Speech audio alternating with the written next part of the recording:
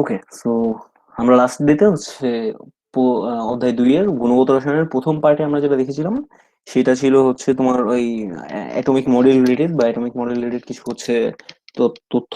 তো এর ভিতরে আমরা পড়েছিলাম যে যে থমসনের মডেল, রাদারফোর্ডের মডেল, আর হচ্ছে বোরের অ্যাটমিক মডেল। সো এই তিনটা মডেলের ভেতরে হচ্ছে আমরা বোরের অ্যাটমিক মডেলের রিলেটেড কিছু অঙ্ক দেখেছিলাম, যে কিছু সূত্র দেখেছিলাম ইঞ্জিনিয়ারিং, যে হচ্ছে বোরের অ্যাটমিক মডেলকে গাণিতিক ভাবে কিভাবে হচ্ছে আমরা ব্যবহার করেছি কেমিস্ট্রিতে। তারপরে হচ্ছে আমরা ডি ব্রগলির সমীকরণ দেখেছিলাম একদম শেষে, যেটা ছিল ল্যামডা সমান সমান H/mv। ওকে, সো আজকে আমরা যে পার্টটা করব, আজকে আমরা প্রথমে শুরু করব হচ্ছে বোরের অ্যাটমিক মডেল যেটা দিয়েছিলেন বোর, সেখান থেকে আমরা হচ্ছে যে সূত্র পেয়েছিলাম, আমরা একটা রিডবার্গ ধ্রুবকের সূত্র পেয়েছিলাম না, যে আর ল্যামডা সমান সমান RH, 1/λ সমান সমান RH into 1/n1 minus 1/n2। এই সূত্র থেকেই আমরা হচ্ছে সামনে আলোর ব্যাখ্যা করেছিল। অনেক বিজ্ঞানীরা হচ্ছে আলোর যেই বর্ণালী, সেই আলোর বর্ণালীর কিছু ব্যাখ্যা করেছিলেন। সেই ব্যাখ্যা আজকে আমরা পড়বো। ওকে, আমরা শুরু করি। প্রথমে জেনে আমরা তড়িৎ চুম্বকীয় বর্ণালী কি। আমরা জানি হচ্ছে আহ আহ, আলো যদি কোনো ধরনের একটি তড়িৎ চুম্বকীয় ক্ষেত্রে প্রবেশ করে, মানে পৃথিবীর চারপাশেই হচ্ছে যে একটি তড়িৎ চুম্বকীয় ক্ষেত্র থাকে। তড়িৎ চুম্বকীয় ক্ষেত্র কি? তড়িৎ চুম্বকীয় ক্ষেত্র হচ্ছে একটি তড়িৎ ক্ষেত্র এবং চুম্বক ক্ষেত্র, এই দুইটি যদি একসাথে কাজ করে তাহলে যাকে আমরা তড়িৎ চুম্বকীয় ক্ষেত্র বলে থাকি।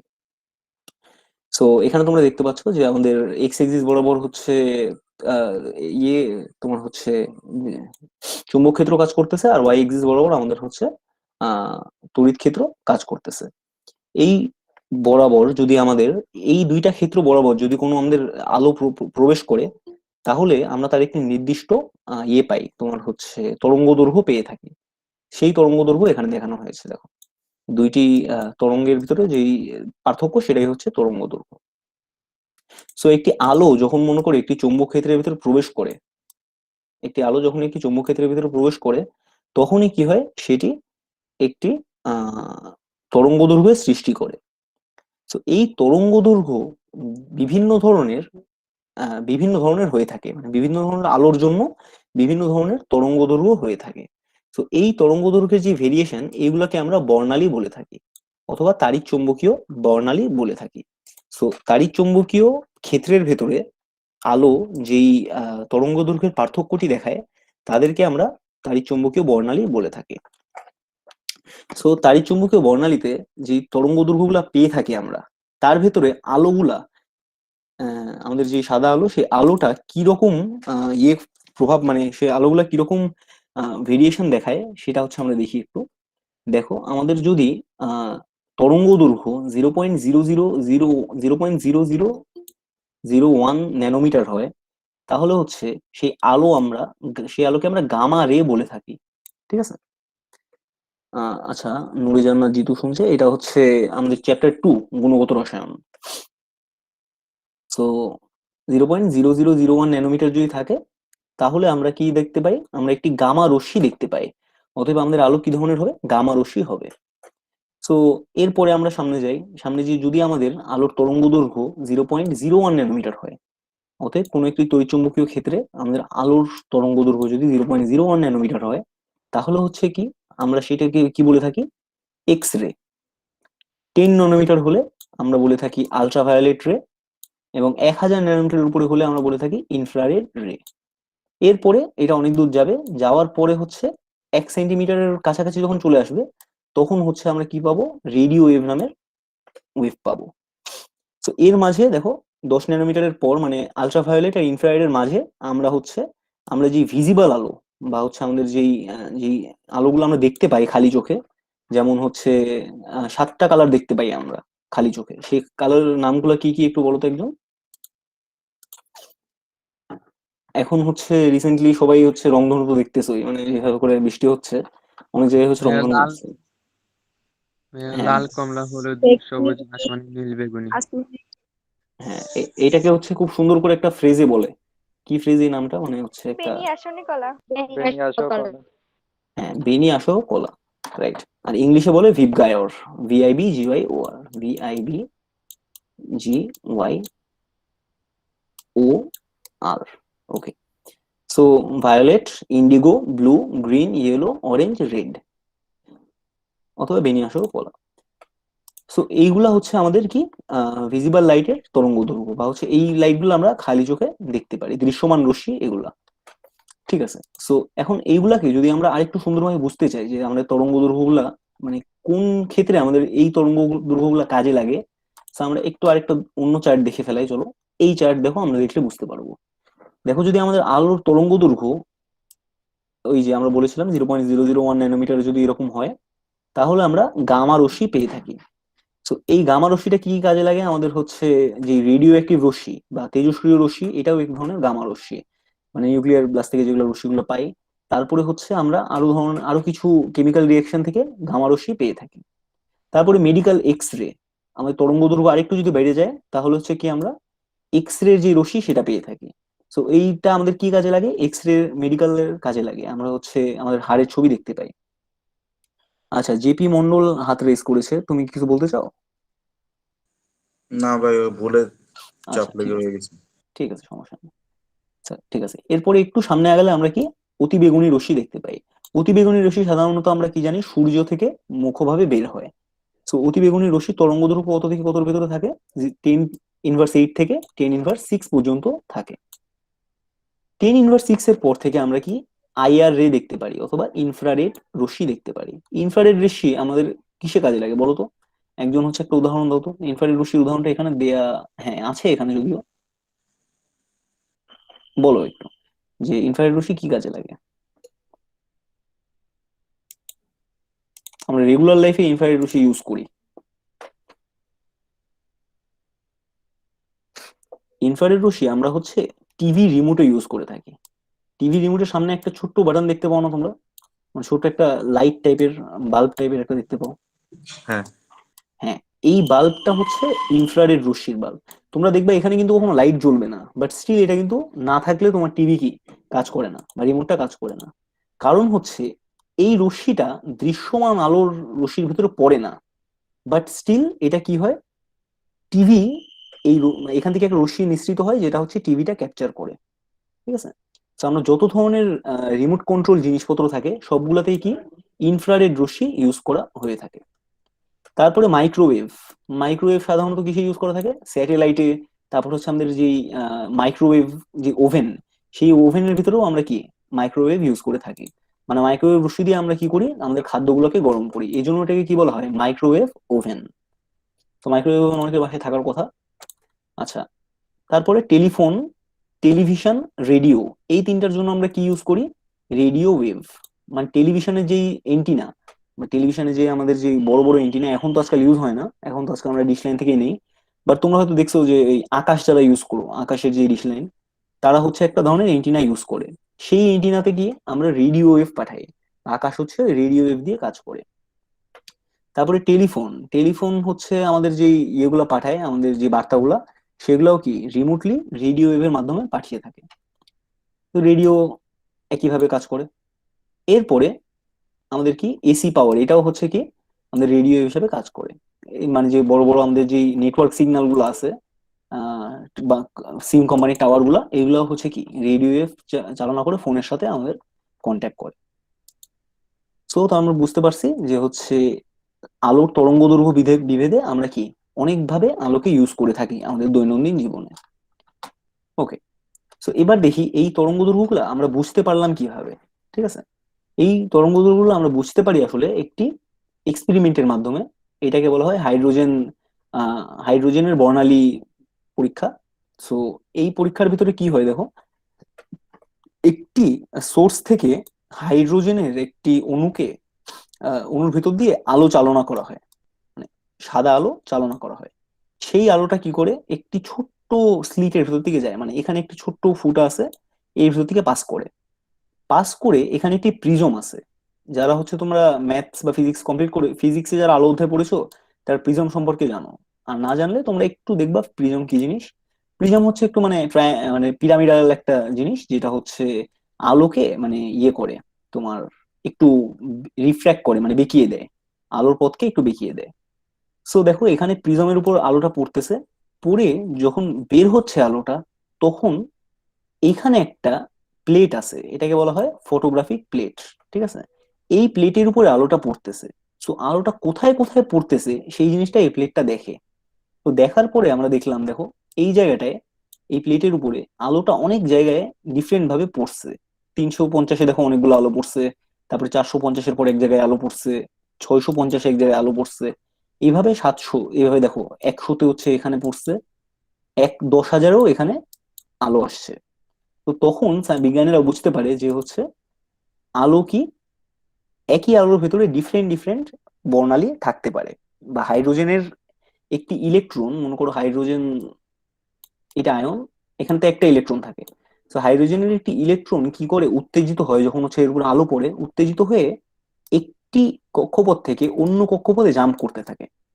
তো প্রতিটি কক্ষপথে যখন জাম্প করে, তখনও ভিন্ন ভিন্ন আলোর বর্ণালী প্রদর্শন করে আমাদেরকে। ঠিক আছে, তো এইটার উপর ভিত্তি করে, এই পরীক্ষার উপরে ভিত্তি করে বিজ্ঞানীরা কি করলেন, যে আমাদের বোরের কোয়ান্টাম মডেল ছিল, সেখান থেকে আমরা একটা সূত্র পেয়েছিলাম, 1/λ = RH1/n1² ঠিক আছে, যেখানে RH এর মান কি 1.097 ইন্টু 10⁻⁷ মিটার ইনভার্স 1। ঠিক আছে, এই সূত্র ব্যবহার করে বিজ্ঞানীরা বললেন যে হচ্ছে আমরা একটি নির্দিষ্ট, মনে করো এটি একটি হাইড্রোজেন পরমাণু,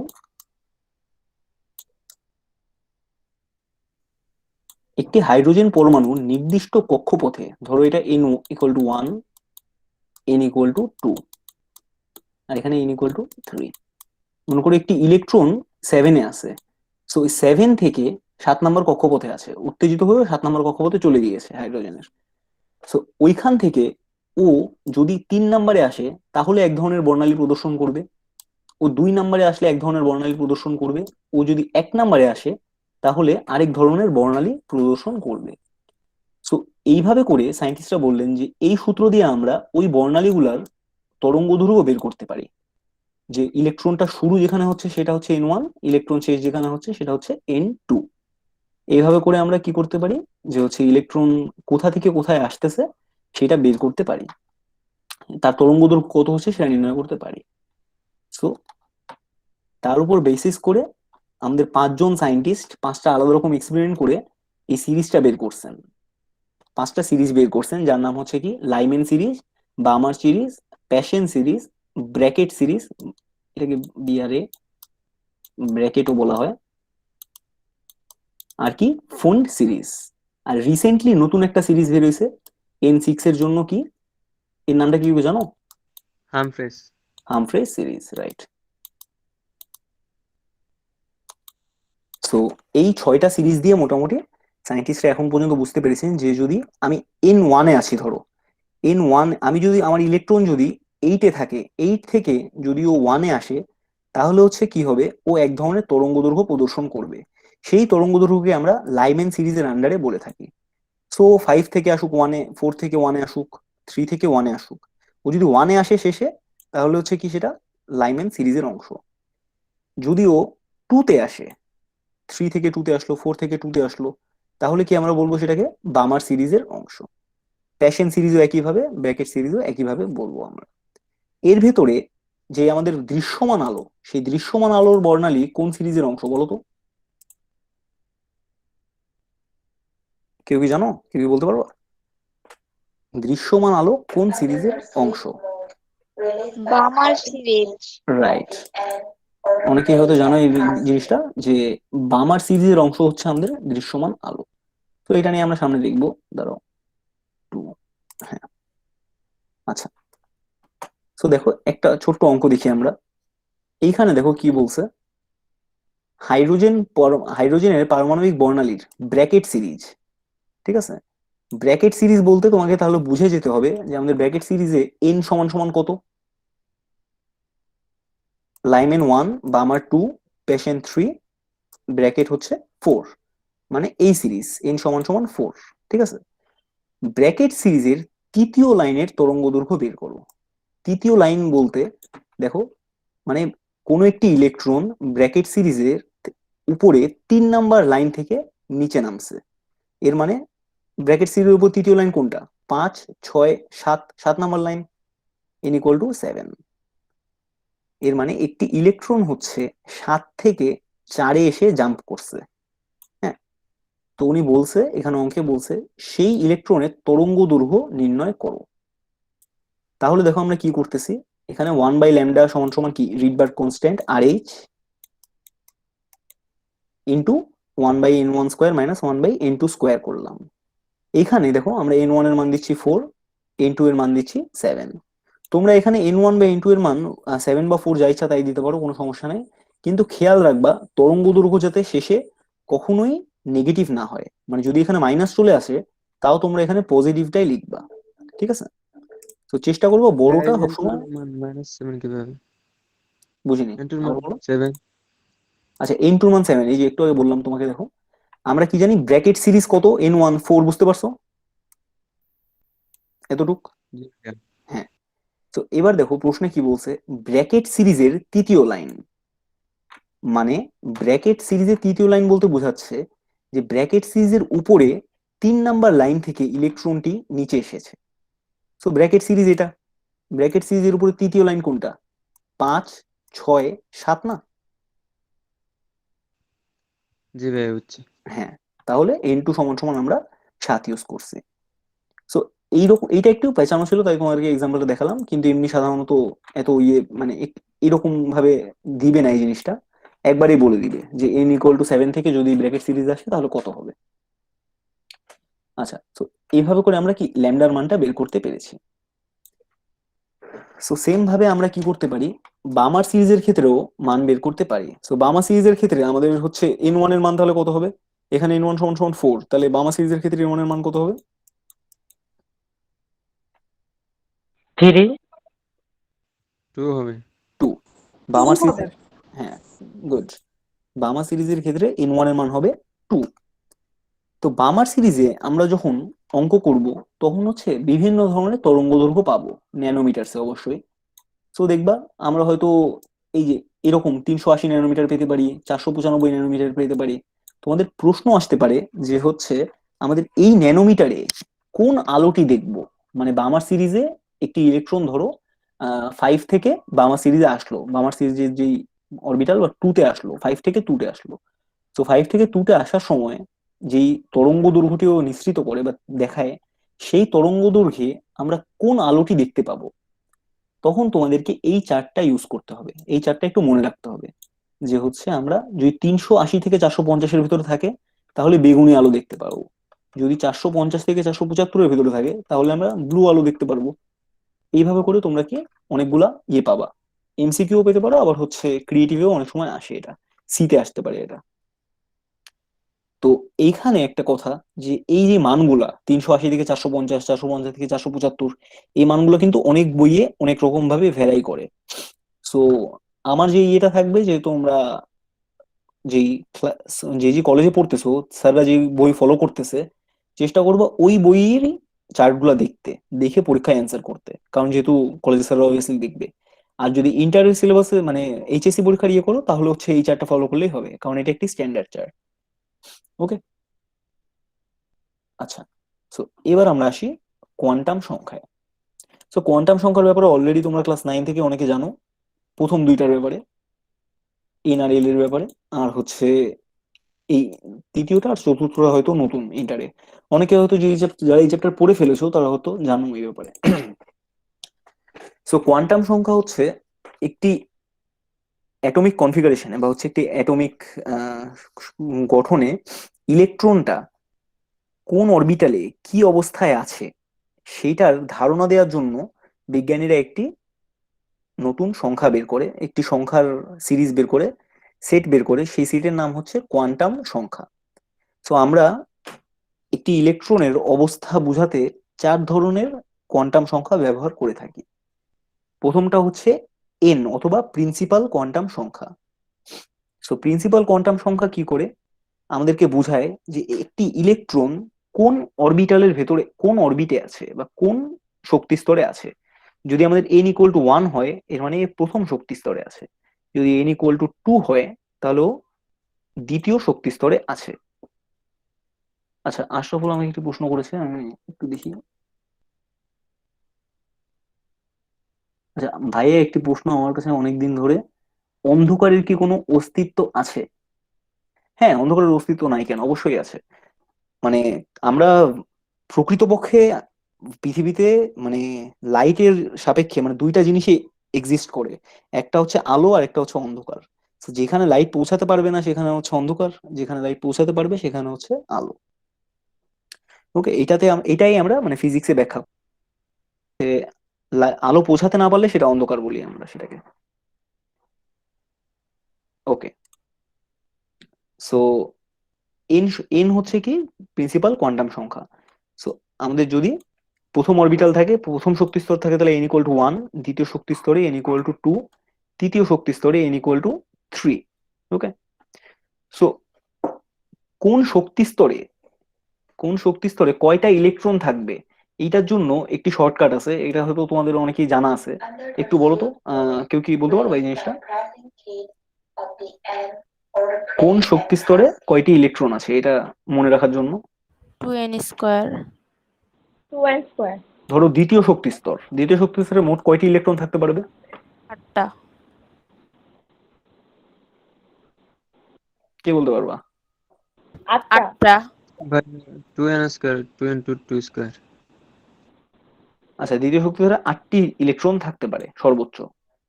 প্রথম শক্তি স্তরে কয়টি ইলেকট্রন থাকতে পারে সর্বোচ্চ? 2টা। 2টি। 2টি ইলেকট্রন থাকতে পারে। ঠিক আছে, সো হচ্ছে এইটা বের করার জন্য আমাদের একটা সুন্দর ছোট্ট শর্টকাট আছে, 2n স্কোয়ার। 2n square. মানে আমাদের যে প্রিন্সিপাল কোয়ান্টাম সংখ্যা আছে সেই কোয়ান্টাম সংখ্যার নাম্বার স্কোয়ার গুণ 2। এটা করলে আমরা বলতে পারবো যে মানে n তম শক্তি স্তরে কয়টি ইলেকট্রন মোট আমাদের থাকতে পারবে। ওকে, এরপরে আসলো আমাদের অ্যাজমুথাল কোয়ান্টাম সংখ্যা, অথবা দ্বিতীয় যেটা আমাদের এল, এটা। ঠিক আছে, এটাকে বলা হয় অ্যাজমুথাল কোয়ান্টাম সংখ্যা, অথবা সহকারী কোয়ান্টাম সংখ্যাও বলা হয়। সহকারী কোয়ান্টাম সংখ্যা, সহকারী কোয়ান্টাম সংখ্যা। সহকারী কোয়ান্টাম সংখ্যা তোমার হচ্ছে 4 ধরনের হয়। কি কি? S, P, D, F. 4টা এ দিয়ে প্রকাশ করি আমরা, এস, পি, ডি, এফ। সহকারী কোয়ান্টাম সংখ্যা আমাদের কি ধারণা দেয়? সহকারী কোয়ান্টাম সংখ্যা আমাদের একটি ইলেকট্রনের মানে আকার সম্পর্কে ধারণা দেয়, একটি উপশক্তি স্তরের আকার সম্পর্কে ধারণা দেয়। অতএব একটি শক্তি স্তরের ভেতরে আমরা জানি অনেকগুলো উপশক্তি স্তর থাকে, সেই উপশক্তি স্তরগুলা দেখতে কিরকম হয় সেইটার একটি ধারণা দেয় আমাদের কি অ্যাজমুথাল কোয়ান্টাম সংখ্যা। তো যেমন আমাদের যদি এস উপশক্তি স্তর থাকে, তাহলে হচ্ছে আমাদের দেখতে কিরকম হবে সেটা 3D প্লেনে একটি গোলাকার, একটি স্ফিয়ারিক্যাল বলের মতন হবে আমাদের এস অরবিটালটা। পি অরবিটালটা দেখো একটু ডাম্বেল শেপড হবে, এরকম করে একটি এক্সিসে থাকবে। আচ্ছা, ডি অরবিটালটা হবে হচ্ছে দেখো অনেকটা এরকম, আর এফ অরবিটালটা হবে এরকম। ঠিক আছে, তো আমাদের 4টা দেখো এসপিডিএফ এর জন্য 4 রকমের 4টা শেপ পেয়ে থাকি আমরা। আচ্ছা, তো এরপরে আসলো আমাদের ম্যাগনেটিক কোয়ান্টাম সংখ্যা, অথবা এই 3 নাম্বারটা। ম্যাগনেটিক কোয়ান্টাম সংখ্যা কি? তো ম্যাগনেটিক কোয়ান্টাম সংখ্যা হচ্ছে আমাদের ধারণা দেয় যে হচ্ছে একটি উপশক্তি স্তর মানে 3D প্লেনে কোন এক্সিস বরাবর, কোন অক্ষ বরাবর থাকে, বা হচ্ছে তারা কিভাবে থাকে। অ্যাজমুথালটা আমাদের ধারণা দেয় তার আকার কিরকম, আর হচ্ছে ম্যাগনেটিকটা আমাদের ধারণা দেয় যে সে কিভাবে ওই যেই উপশক্তি, ওই শক্তি স্তরে থাকতেছে। হ্যাঁ, সো যেমন পি উপশক্তি স্তরের 3টা পার্ট আছে, একটা হচ্ছে পিএক্স, পিওয়াই আর কি পিজেড। এই 3টা পার্ট 3 অক্ষ বরাবর থাকে। তো এটা আমরা কি ম্যাগনেটিক কোয়ান্টাম সংখ্যা দিয়ে কি বুঝতে পারি? -1, 0 আর +1 দিয়ে। ওকে, সো দেখো এখানে পিএক্স কি এক্স অক্ষ বরাবর একটা ডাম্বেল শেপ, পিজেড হচ্ছে জেড অক্ষ বরাবর ডাম্বেল শেপ, আর পিওয়াই হচ্ছে ওয়াই অক্ষ বরাবর একটি ডাম্বেল শেপ তৈরি করে। সো ডি এর ক্ষেত্রেও সেম জিনিস। ঠিক আছে,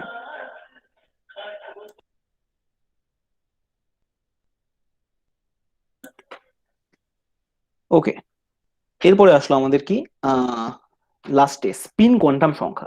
স্পিন কোয়ান্টাম সংখ্যা আমাদের ধারণা দেয় যে হচ্ছে একটি ইলেকট্রন কিভাবে ঘুরতেছে বা তার অক্ষে বা একটি উপশক্তি স্তরে কিভাবে ইলেকট্রন তার ঘূর্ণিটা কিরকম।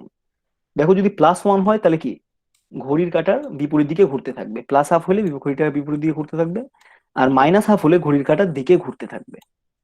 ঠিক আছে, এইটাকে আমরা ইলেকট্রন স্পিন বলে জেনে থাকি। দেখো একটি উপশক্তি স্তরের ভিতরে বিপরীত স্পিন যুক্ত ইলেকট্রন এইভাবে করে বসে থাকে। ওকে, আমরা এইভাবে করে লিখি এটাকে। আচ্ছা, তাহলে দেখো আমরা হচ্ছে প্রতিটা শক্তি স্তরের জন্য কিভাবে করে কোয়ান্টাম সংখ্যা ভাগ করছি। এখানে শুধু শেষ কোয়ান্টাম সংখ্যাটা দেয়া নেই, বাকি সবগুলোই দেয়া আছে। সো n = 2, মানে হচ্ছে আমাদের যদি প্রিন্সিপাল কোয়ান্টাম সংখ্যা 2 হয়, তাহলে হচ্ছে সেখানে আমাদের কত হবে, তোমার অ্যাজমুথাল কোয়ান্টাম সংখ্যা অথবা সহকারী কোয়ান্টাম সংখ্যা কয়টা হবে? 0 আর 1। ঠিক আছে, 0 আর 1 কে আমরা কি দিয়ে প্রকাশ করি? 2s আর কি 2p। 0 মানে s, 1 মানে p। ঠিক আছে, সহকারী পেয়ে গেলাম। এরপরে আমরা এস এর জন্য ম্যাগনেটিক কোয়ান্টাম সংখ্যা হচ্ছে 0, আর পি এর জন্য ম্যাগনেটিক কোয়ান্টাম সংখ্যা হচ্ছে -1, 0 আর কি +1। আচ্ছা, কে একজন প্রশ্ন করেছে দেখি, একটি ইলেকট্রন প্রকাশের জন্য 4টি কোয়ান্টাম সংখ্যার প্রয়োজন হয় কেন? একটি ইলেকট্রন প্রকাশের জন্য 4টি কোয়ান্টাম সংখ্যা প্রয়োজন দেখেছে সায়েন্টিস্টরা। কারণ হচ্ছে যদি মানে একটি শক্তি স্তরে কোনো ইলেকট্রনকে চিহ্নিত করতে হয় আলাদাভাবে, তাহলে সায়েন্টিস্টরা 3টা কোয়ান্টাম সংখ্যা দিয়ে কখনো চিহ্নিত করতে পারবে না। তো এই জন্য ওরা 4টা কোয়ান্টাম সংখ্যা ব্যবহার করেছে। প্রথম কোয়ান্টাম সংখ্যা দিয়ে ওরা জানতে পারে ইলেকট্রনটা কোন শক্তি স্তরে আছে। দ্বিতীয়টা দিয়ে ওরা জানতে পারে ইলেকট্রনটা আকার কেমন। ঠিক আছে, তৃতীয়টা দিয়ে জানতে পারে ওটা কি অবস্থায় আছে এখন, আর চতুর্থটা দিয়ে জানতে পারে ওইটা কিভাবে ঘুরতেছে। ঠিক আছে, তো এই 4টা প্রপার্টি ইলেকট্রনের কি 4টা কোয়ান্টাম সংখ্যা দিয়ে জানানো হয়েছে। তো এই জন্য আমাকে কি হয়, যখন কোনো ইলেকট্রন সম্পর্কে জানতে হয় তখন 4টা কোয়ান্টাম সংখ্যা জানা মাস্ট আমাদের। সো দেখো পি অফ উপশক্তি স্তরের ক্ষেত্রে কি হচ্ছে, -1, 0 আর +1 আমাদের ম্যাগনেটিক একটু আগে দেখলাম px, py, pz। ঠিক আছে, এই প্রতিটার ভেতরে কি যদি আমাদের ইলেকট্রন 6টা থাকে তাহলে কি বিপরীত স্পিনে এভাবে থাকবে ইলেকট্রন গুলা, px এ এইভাবে, py, pz। ওকে, যদি 2টা থাকে তাহলে কি px, py, 3টা থাকলে pz। ক্লিয়ার? এইভাবে করে দেখো 4টা শক্তি স্তর পর্যন্ত কোয়ান্টাম সংখ্যা বলে দিয়েছে। তো এই 4টা একটু তোমরা দেখো, আগের মানে লেকচার আগের পার্টটুকু একটু আবার রিভাইজ দিয়ে এই 4টা আবার দেখবা, তাহলে হচ্ছে তোমরা কি আইডিয়া করতে পারবা জিনিসটা। ঠিক আছে, তো এখন কোয়ান্টাম সংখ্যার ব্যাপারে আমরা যেহেতু জানলাম, তো এই কোয়ান্টাম সংখ্যাগুলো ব্যবহার করে আমাদের ইলেকট্রনিক যেই কনফিগারেশন সেইটা আমরা কিভাবে লিখি, বা ইলেকট্রন গুলা কিভাবে মানে হয় শক্তি স্তরগুলোয় থাকে, এইটার জন্য বিজ্ঞানী আউফবাউ কয়েকটি নীতি দিয়েছিলেন। সো ওনার একটি নীতি হচ্ছে, দেখো ইলেকট্রন গুলা নিম্ন শক্তি স্তরের অরবিটাল পূর্ণ করে তারপরে উচ্চ শক্তি স্তরের অরবিটাল গুলা পূর্ণ করে। এর মানে আগে ইলেকট্রন গুলা কি হয়, সবচেয়ে নিম্ন শক্তি স্তরের অরবিটালে ঢুকবে, তারপরে ধীরে ধীরে পূর্ণ করতে করতে উপরের শক্তি স্তরে যাবে। সো ওইটার ক্রমটা বিজ্ঞানী আউফবাউ অনেকটা এইরকম এই চার্টের মাধ্যমে দেখিয়েছেন। দেখো প্রথমে 1s, তারপরে কি 2s, তারপরে 2p, 3s, 3p, 4s, 3d, 4p, 5s। ওকে, সো এখন কোনটার ক্রম, এটা পুরো চার্ট মুখস্থ করতে তোমার অনেক সময় লাগবে, কোনটা বেশি কোনটা কম। এটার জন্য তোমরা যেটা করবা, দেখো এস এর মান ধরবা 0, বা অ্যাজমুথাল কোয়ান্টাম সংখ্যার মানগুলো ধরবা। পি এর মান 1, ডি এর মান 2, তারপরে হচ্ছে এফ এর মান হচ্ছে 3। এইসব মানগুলো বসাবা, বসায় চেক করবা কোনটা বড়, যেটা বড় সেটা উচ্চ শক্তি স্তর, যেটা কম সেটা নিম্ন শক্তি স্তর। যেমন এখানে 1s মানে কি 1 + 0, 1 এখানে। 2s দেখো 2 + 0 হচ্ছে, তাহলে 2 কি উচ্চ শক্তি স্তর, আর কি 1s নিম্ন শক্তি স্তর। 2p দেখো 2 + 1 হচ্ছে, তাহলে 2p 2s থেকে বড়। 3s এ কি হচ্ছে, 3s মানে 3 + 0 মানে 3 হচ্ছে। তো 2p আর 3s দুইটাই কিন্তু সমান হয়ে যাচ্ছে দেখো, বাট স্টিল যেহেতু 2p টা আগে আসছে 3s এর, এই জন্য আমরা 2p কে কি করি নিম্ন শক্তি স্তর ধরে নেই, কারণ 3s কি উপরের একটি শক্তি স্তরে আছে। এইভাবে করে আউবাউ নীতিতে আমরা কি করি, ইলেকট্রন কনফিগারেশনটা লিখে থাকি। তো এটা হয়তো তোমরা ক্লাস 9-এও হচ্ছে এই চারটা পড়েছো, কিন্তু হচ্ছে তখন জানতা না এটা হচ্ছে আউবাউ নীতি বলে এটাকে। দ্বিতীয় নীতি হচ্ছে দেখো পলির বর্জন নীতি। এই নীতিটা অনেক ইম্পর্টেন্ট, বা এই নীতিটা অনেক মজার একটি নীতি। এইখানে বিজ্ঞানী পলি বলছেন যে একটি পরমাণুতে যে কোনো দুইটি ইলেকট্রন 4টি কোয়ান্টাম সংখ্যা মান কখনো সমান হইতে পারে না। মানে একটা পরমাণুতে যদি 8টা ইলেকট্রন থাকে, তাহলে 8টা ইলেকট্রনের কোয়ান্টাম সংখ্যার মানগুলা ডিফারেন্ট হবে, কখনোই সেম হবে না। ঠিক আছে? তো যেমন ধরো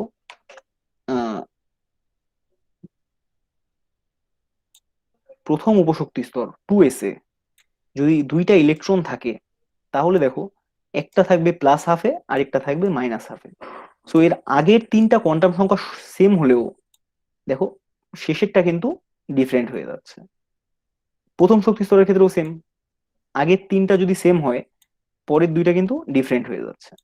এইভাবে করে কি হচ্ছে, কখনোই কোয়ান্টাম সংখ্যার মানগুলা মানে এক থাকতেছে না। সো যেভাবেই হোক একটি অ্যাটমের ভেতরে কোয়ান্টাম সংখ্যার মান প্রতিটা ইলেকট্রনের জন্য ডিফারেন্ট হবে। সো এত তোমরা বুঝছো সবাই? কোনো কোশ্চেন থাকলে এত দূরে করতে পারো আমাকে, না থাকলে যে কোনো একজন রেসপন্স করো। নাই? না ভাইয়া। হ্যাঁ ঠিক আছে, নাহলে আমি ভাববো আমার নেটওয়ার্কের সমস্যা আবার। ওকে, আচ্ছা এরপরে কই যাবো? হ্যাঁ, এবার হুন্ডের নীতি দেখো। বিজ্ঞানী হুন্ডও একইভাবে হচ্ছে একটি নীতি বলে গিয়েছেন, যেই নীতি দিয়ে আমরা কি ইলেকট্রনিক কনফিগারেশন করে থাকি। এই নীতিটাও একটু মজার নীতি দেখো, এটা অনেকে ভুল করো এই নীতিটা। সো এই নীতিটা একটু কেয়ারফুলি দেখবা। একই শক্তি সম্পন্ন বিভিন্ন অরবিটালে ইলেকট্রনগুলো এমন ভাবে থাকবে যেন তারা সর্বাধিক সংখ্যায় বিজোড় অবস্থায় থাকতে পারে।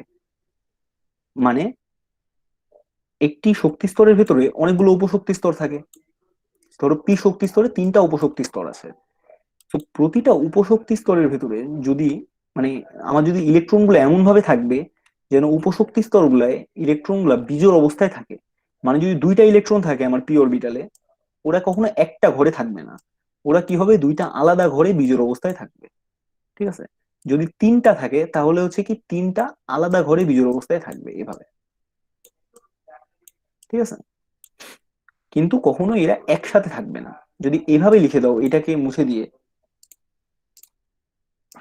তাহলে কিন্তু ভুল হয়ে যাবে। তো তোমরা কি করবা, অনেক সময় দেখবা যে পরীক্ষায় ভুল করে ইলেকট্রনিক কনফিগারেশন লিখতেছো, তখন হচ্ছে তোমরা এইরকম জিনিসটা লিখতেছো। এইটা যদি লেখো তাহলে কিন্তু স্যাররা 0 দেওয়ার পারমিশন রাখে বা ক্ষমতা রাখে। তো এইটা লিখবা না কখনো, সবসময় বিজোড় গুলাকে ডিফারেন্ট আলাদা আলাদা করে লিখবা। আচ্ছা, তাহলে দেখো এখানে একটা ছোট্ট চার্টের মাধ্যমে দেখানো আছে যে কিভাবে আমরা করছি এটা। যদি আমাদের ইলেকট্রন গুলো একই, আচ্ছা পরের পার্টটুকু দেখো, সকল অযুগ্ম ইলেকট্রনের স্পিন একমুখী হবে। মানে যেসব ইলেকট্রন গুলো অযুগ্ম হবে তাদের স্পিনটা কি হবে, একমুখী। যদি 3টা অরবিটালে 3টা অযুগ্ম থাকে তাহলে একই দিকে ওরা পয়েন্ট করবে। তো এর মানে দেখো পি অরবিটালে 2টা অযুগ্ম ইলেকট্রন আছে, সো আমরা এইভাবে উপরের দিকে দিয়ে লিখতে পারি। পি অরবিটালে আমরা নিচের দিকে দিয়েও লিখতে পারি, একদিকে থাকলেই হবে। ঠিক আছে? কিন্তু যদি আমরা একটা উপরে একটা নিচে লিখি তাহলে কিন্তু এটা ভুল হয়ে যাবে। আবার একটু আগে যেটা বললাম, যদি আমরা একই ঘরে লিখে ফেলাই দুইটাকে তাহলেও ভুল হয়ে যাবে। সো ইলেকট্রনিক কনফিগারেশন লেখার সবচেয়ে ভালো নিয়ম যেটা, সেটা হচ্ছে দেখো প্রথমে আমাদেরকে কি করতে হবে, যদি পি তে 6টা ইলেকট্রন থাকে তাহলে প্রথমেই শুরু করতে হবে এইখানে 1, তারপরে পরেরটায় 2, তারপরে পরেরটায় 3, এবার প্রথমে চলে যেতে হবে আবার 4, 5, 6, এভাবে এইভাবে সিরিয়াল দিয়ে দিয়ে তোমরা করতে থাকবা কনফিগারেশনটা। তাহলে দেখবা যে তোমাদের এই ভুলটা হচ্ছে না। ওকে? কিন্তু তোমরা যদি প্রথমেই এভাবে করো যে হচ্ছে 5টা আছে তাহলে 1, 2, 3, 4, 5 এভাবে দিয়ে দিলা, তাহলে কিন্তু দেখবা যদি 3টা বা 2টা থাকে তখন কিন্তু তোমাদের ভুল হওয়ার চান্স থাকবে। তখন তোমরা 2টার ক্ষেত্রে কি করবা, ওই তাড়াতাড়ি করতে যেয়ে এখানে 1, 2 লিখে দিবা, 1টা আর 2টা একই ঘরের ভিতরে, তাহলে কিন্তু ভুল হয়ে যাবে জিনিসটা। তো এটা একটু মনে রাখবা। ওকে, সো আজকে আমাদের পার্টটা এতটুকুই ছিল। আমরা হচ্ছে আজকে এটা কভার ভাইয়া করলাম। ইলেকট্রন দিয়ে বুঝাইতেছি। অযুগ্ম ইলেকট্রন জি ভাই। এই দেখো অযুগ্ম ইলেকট্রন বলতে এইটা, মানে জোড়া অবস্থায় না থাকা, মানে এইটা হচ্ছে যুগ্ম ইলেকট্রন আর এইগুলো হচ্ছে অযুগ্ম ইলেকট্রন যেগুলো জোড়া অবস্থায় নাই। তো যদি ইলেকট্রন গুলো জোড়া অবস্থায় না থাকে তাহলে হচ্ছে ওরা একই স্পিন হবে, মানে একই দিকে মুখ করবে। আর যদি ওরা জোড়া অবস্থায় থাকে, মানে একই ঘরের ভেতরে থাকে, তাহলে হচ্ছে ওরা বিপরীত দিকে মুখ করে থাকবে। এই দেখো এখানে যেটা হচ্ছে, বিপরীত দিকে মুখ করে থাকতেছে। ক্লিয়ার? জি ভাই বুঝছি। ওকে, সো আজকে আমরা চ্যাপ্টার 2 এর মোটামুটি হচ্ছে ইলেকট্রন অ্যাটম নিয়ে যতটুকু পার্ট আছে সেটা মোটামুটি সবই কভার করে ফেলেছি। কিন্তু এর ভিতরে অনেকগুলা ম্যাথস আছে যেগুলো হচ্ছে মানে দেখানো সম্ভব না এক ক্লাসের ভেতরে। সো এইসব ম্যাথস গুলো তোমরা কিন্তু অবশ্যই করবা, যে সূত্রগুলো দেখিয়েছি ওই সূত্রগুলোর ভেতরেই থাকবে, ওই সূত্রগুলোর ভিতরে তোমরা হচ্ছে চেষ্টা করবা সবগুলো ম্যাথস করে ফেলতে। কোন ম্যাথে আটকালে অবশ্যই তোমরা আমাকে মেসেজ পাঠাতে পারো বা হচ্ছে বা মানে গ্রুপে পোস্ট করতে পারো, সেখান থেকে তোমরা যারা পারবে ফ্রেন্ডরা তারা হচ্ছে হেল্প করবে তোমাদেরকে। আর চ্যাপ্টার 2 তে এইটা অনেক ইম্পর্টেন্ট একটা পার্ট, এই ম্যাথস এর পার্টটা, কারণ এখান থেকে এমসিকিউ অনেক বেশি আসে। এরপরে আমাদের থাকলো এই চ্যাপ্টারে দ্রাব্যতার অংশটা আর হচ্ছে ক্রোমাটোগ্রাফির অংশটা। এই অংশ দুইটা আমরা হচ্ছে দেখবো এর পরের পার্টে। ঠিক আছে, সো এই পার্টটা আমাদের আজকেই এতদূর থাকবে। ওকে, সো কারো যদি কোনো প্রশ্ন না থাকে তাহলে হচ্ছে আমরা আজকের ক্লাসটা এখানেই শেষ করব। আমি একটু রেকর্ডিংটা একটু অফ করি।